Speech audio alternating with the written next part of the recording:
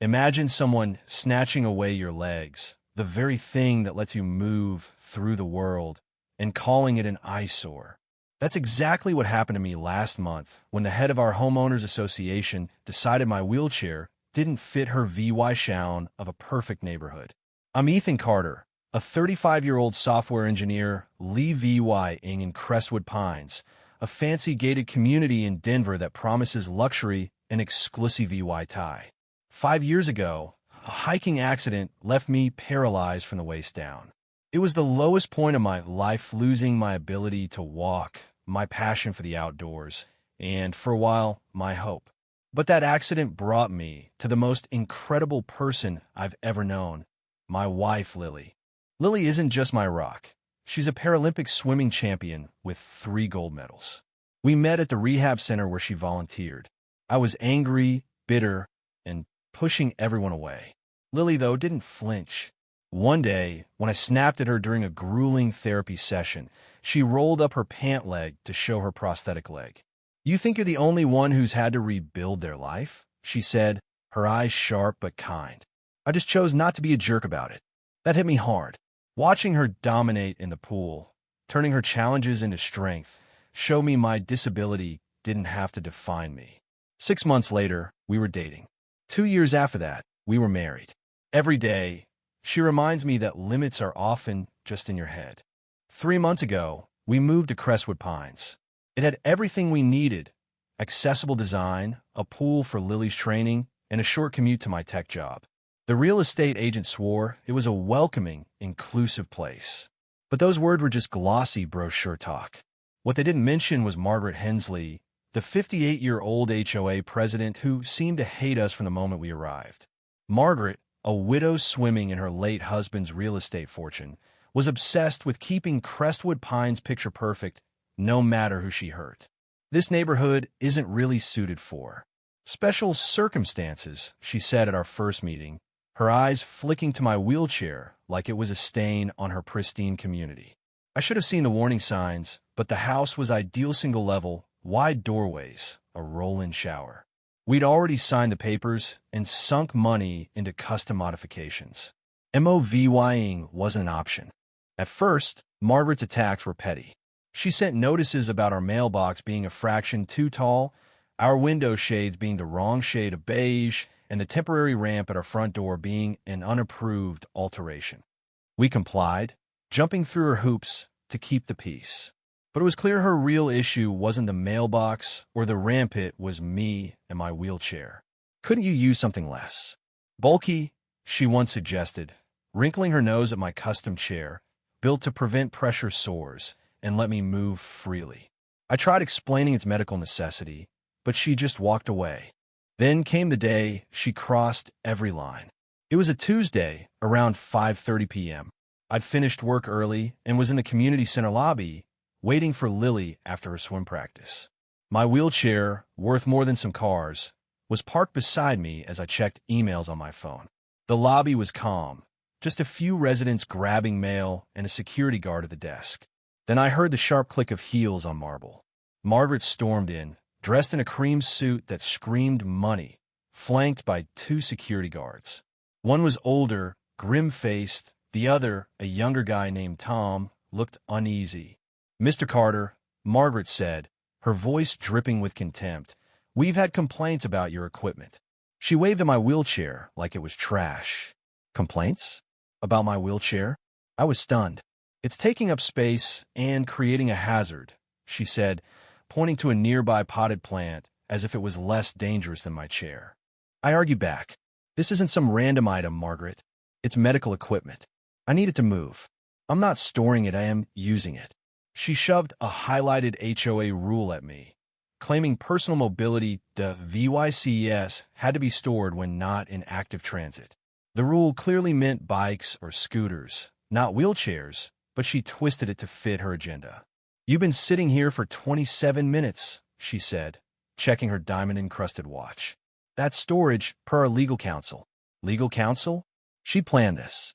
Before I could react, she ordered the guards to take my chair to storage room B, locked until the next day. Tom hesitated, muttering, "Ma'am, this doesn't feel right," but Margaret snapped. Do your job, or I'll find someone who will. I gripped my chair, panic rising. What could I do? Fight off 2 guards? They asked me to transfer to a lobby chair, and with no choice, I did. The chair was too high, the arms unmovable. I nearly fell, shaking with rage and humiliation as they wheeled my chair away me independence, my dignity. Margaret smirked, retrieve it tomorrow during business hours, and strutted off. I sat there, stranded for 45 agonizing minutes. Residents passed by, some avoiding my gaze, others confused. One older woman paused, but scurried away when Margaret's shadow loomed. I tried calling Lily, but her phone was in her locker. I considered an Uber, but how would I get to the car? Call the police? Would they even take this seriously? Then the glass doors slid open, and Lily walked in, hair damp from the pool. One look at me, then the empty space beside me, and her face shifted from confusion to fury. Her blue eyes turned to steel. What happened? She asked, her voice low and dangerous. I told her everything, and with each word, her jaw tightened. Lily, a fierce disability rights advocate who's testified before Congress, was ready for war. Call Nathan, she said, meaning our neighbor, a retired civil rights lawyer. I'm getting your chair back. She marched to the security desk, where a guard named Paul, who'd always been kind, was now on duty. Where's my husband's wheelchair? She demanded. Paul, nervous, said it was in storage room B, but only Margaret or the head of security had the key and both were gone until morning. Lily leaned forward, her voice icy. So, you're saying my disabled husband has been stripped of his medical device, and you can't do anything until tomorrow? Paul shrank back. I could lose my job, he mumbled. And this HOA could lose millions in a federal lawsuit, Lily shot back. While she grilled Paul, I got Nathan on the phone. Margaret did what?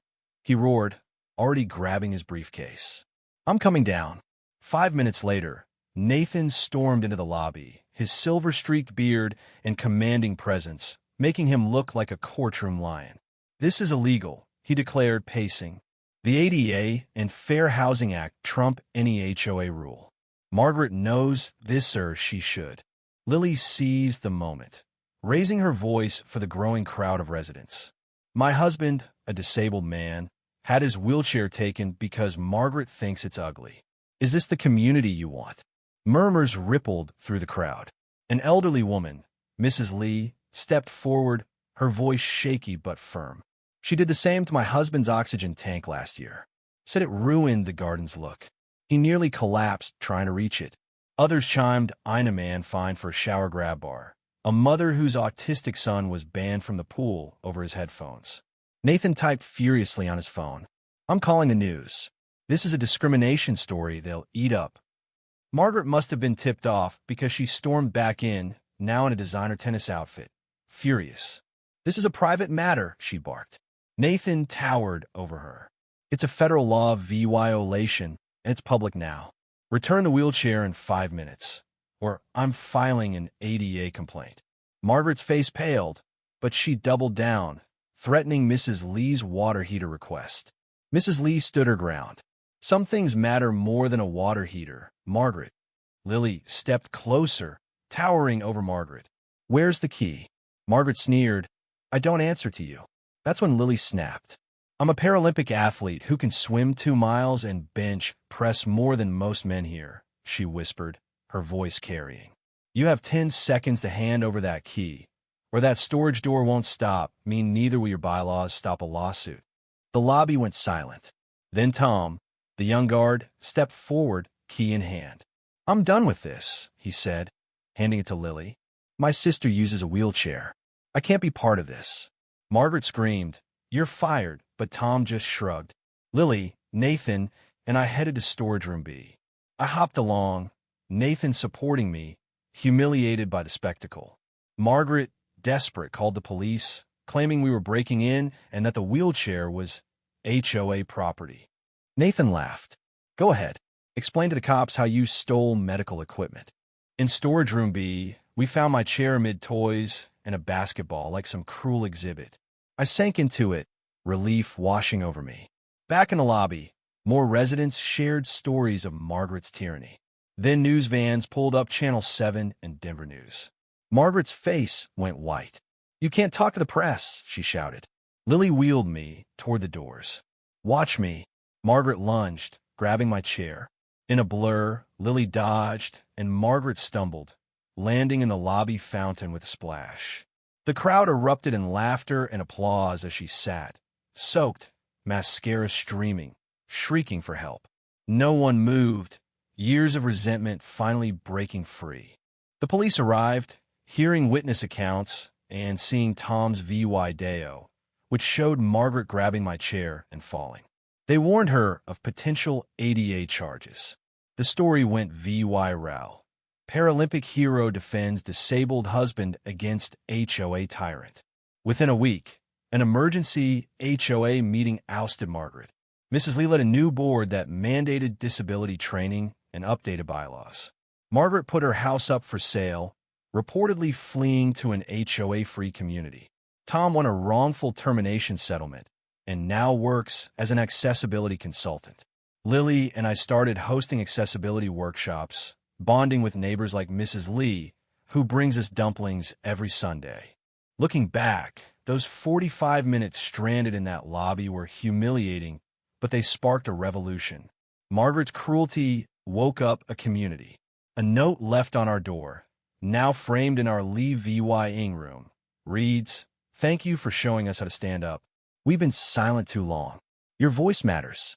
Your dignity isn't something an HOA can lock away." Every time I roll past that fountain, I smile. Call it petty, but I call it just as sweet, wet justice. What would you have done if you were in my shoes, stranded without your mobility? Should HOA presidents have the power to enforce rules over federal laws? And how far is too far when fighting for what's right? Drop your thoughts in the comments. Hit that like button if you believe in justice, and subscribe to join our community. We're just getting started.